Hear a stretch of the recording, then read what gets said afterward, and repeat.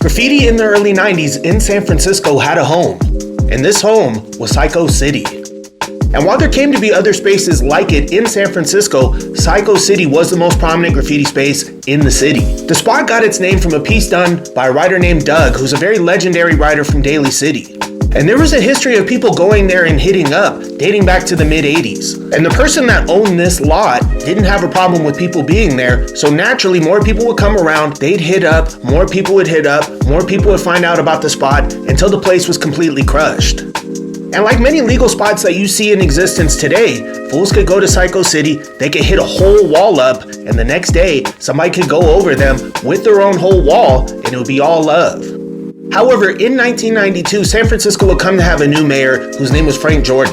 Prior to being the mayor of San Francisco, Frank Jordan was the chief of police for the city. And while I was too young to get up at Psycho City, I wasn't too young to see all the problems in the city at that time. The crack epidemic was still going on, folks were living on the streets by the thousands, and in the great tradition of politicians who ignore great problems, Frank Jordan decided to go after graff despite all this other stuff going on. And he reached out to the owner of Psycho City and yards like it and told him, guess what? You guys can't let people tag there anymore. And in retrospect, it was an absolutely idiotic thing to do because all it did was just take all that graff that was at Psycho City and spread it all over San Francisco.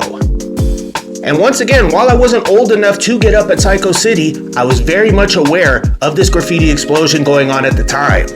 And getting on the 14 or the 24 in 1992 or 1993 was an experience. First, you were gonna see damn near every surface on that bus absolutely crushed. Back panels crushed, back windows crushed, outsider shots would run, and just everything you saw had graff on it.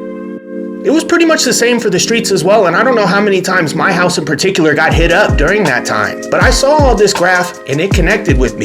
And around the same time, people that I knew, including a young Poison from the crew DOT, started the first graff crew I'd ever heard of. And maybe a couple years later, this huge graff wave kind of receded and things chilled out for a little while. But the next time graff hit the city heavy, I got caught up in it 100%. And where I currently live in Asheville, there's a legal spot that I've been going to since last year. Sadly, this spot got destroyed by Hurricane Helene. But after the hurricane, I've been still going back there maybe once or twice a week and still getting up and still exercising that part of me that needs to see itself on a wall.